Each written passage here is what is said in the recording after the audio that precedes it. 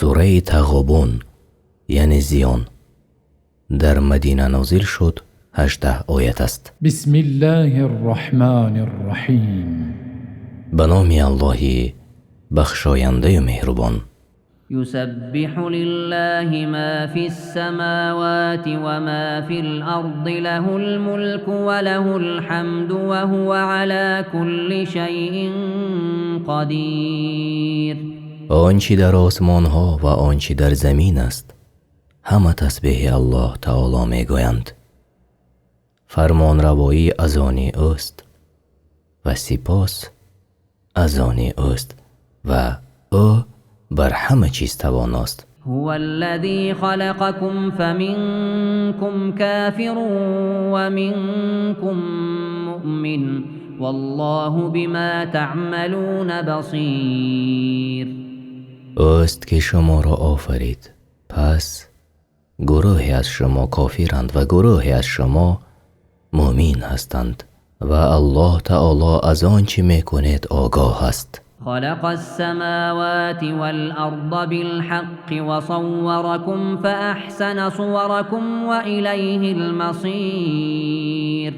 آسمان ها و زمین را به حق آفرید و شما را در رحم مادرانتان شکل و صورت بخشید، پس شکل و صورتتان را نکو یعنی زیبا گرداند و بازگشتی همه به سوی اوست. يعلم ما في السماوات والأرض ويعلم ما تسرون وما تعلنون والله عليم بذات الصدور.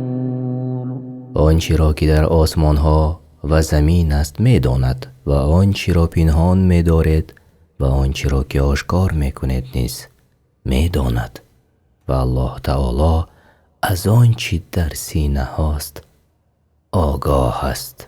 ألم يأتكم نبأ الذين كفروا من قبل فذاقوا وبال أمرهم ولهم عذاب أليم. آیا ای مشرکان شما را خبری کسانی که از این پیش کافر شده بودند نرسیده است؟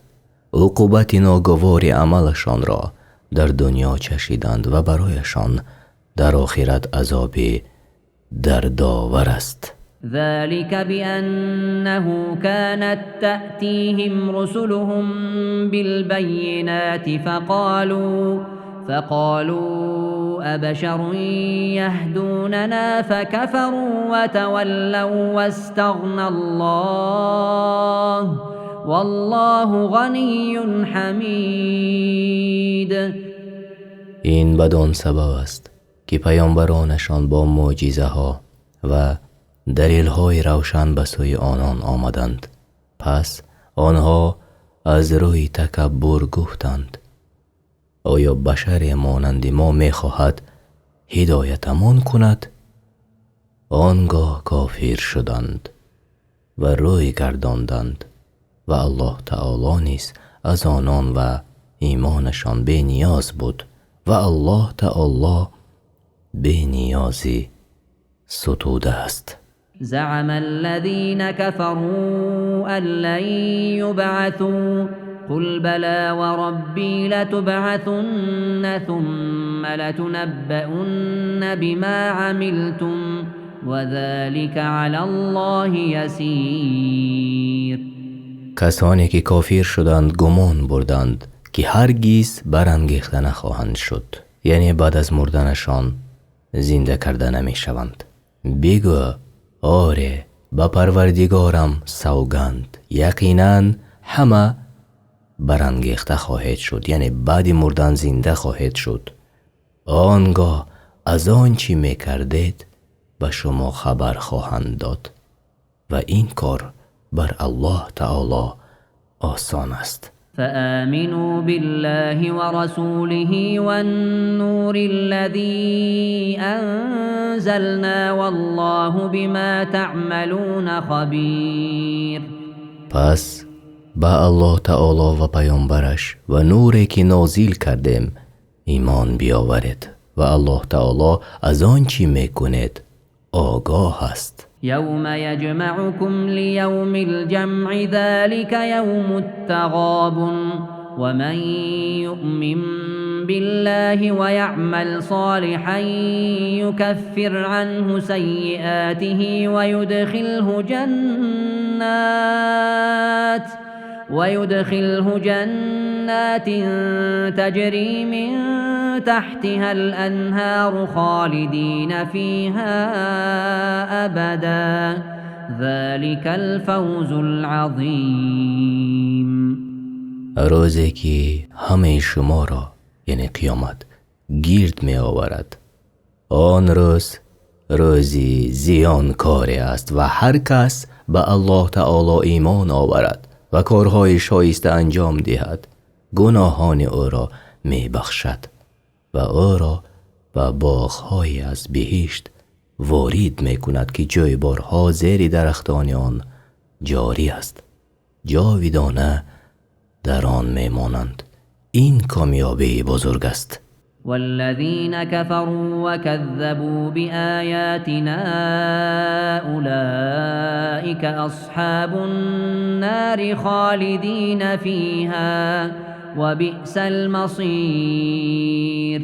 و کسانی که کافر شدند و آیات ما را تکذیب یعنی دروغ کردند، آنان اهل آتش دوزخند و جاودانه در آن میمانند و چی بد سرانجام و جایگاهی است. ما اصاب من مصیبت الا باذن الله ومن یؤمن بالله یهد قلبه والله بكل شیء علیم. هیچ مصیبت یعنی به انسان نمی رسد مگر به حکم او یعنی فرمان الله تعالی و هر کس به الله تعالی ایمان آورد یعنی الله تعالی قلبش را هدایت می کند و الله تعالی به همه چیز داناست. و اطیعوا الله و اطیعوا الرسول فإن توليتم فإنما على رسولنا البلاغ المبين. از الله تعالی اطاعت کنید و رسولش را نیز اطاعت کنید. پس اگر روی بگرداندید بدانید که فرستاده ما وظیفه جز پیام رسانیدن ندارد. الله لا اله الا هو وعلى الله فليتوكل المؤمنون. الله تعالی است که هیچ معبود به حق جز او نیست، پس مؤمنان باید بر الله توکل کنند. يا أيها الذين آمنوا إن من أزواجكم وأولادكم عدوا لكم فاحذروهم وإن تعفوا وتصفحوا وتغفروا فإن الله غفور رحيم. ای کسانی که ایمان آورده اید، براستی که بعضی از همسرانتان و فرزندانتان دشمنان شما هستند، پس از آنها برحذر باشید و اگر عفو کنید و چشم بپوشید و ببخشید بیگمان الله تعالی آمرزنده مهربان است. انما اموالكم واولادكم فتنه والله عنده اجر عظیم. جز این نیست که اموال و اولاد شما آزمایش هستند و حال آن که مزد فراوان نزد الله است، و جز این نیست که فرزندانتان آزمایش هستند و حال آن که ثواب بزرگ نزد الله تعالی است برای کسی که طاعت او را بر طاعت دیگران مقدم داشته باشد و حق الله تعالی را در مالش ادا نموده باشد. تفسیر طبری. فاتقوا الله ما استطعتم واسمعوا واطيعوا وانفقوا خيرا لانفسكم ومن يوق شح نفسه فاولئك هم المفلحون. پس تا آنجا که می توانید از الله تعالی پروا کنید، یعنی تا توانید ای مؤمنان سعی و کوشش کنید و توانی طاقت خود را در تقوای الله تعالی صرف نمایید و حق را بشنوید و فرمان برید و انفاق کنید، یعنی و خیر کنید که برای خود شما بهتر است و آنان که از بخل نفس خویش در امان ماندند رستگارانند و هر خیر و دست یافتگانند به هر مطلوبه. تفسیر سعدی. إن تقرضوا الله قرضا حسنا يضاعفه لكم ويغفر لكم والله شكور حليم.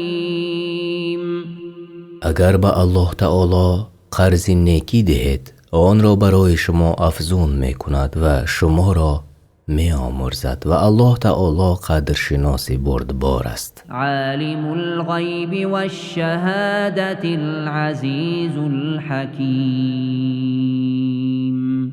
او تعالی دانای و نهان و آشکار و بزرگ و بلند مرتبه است.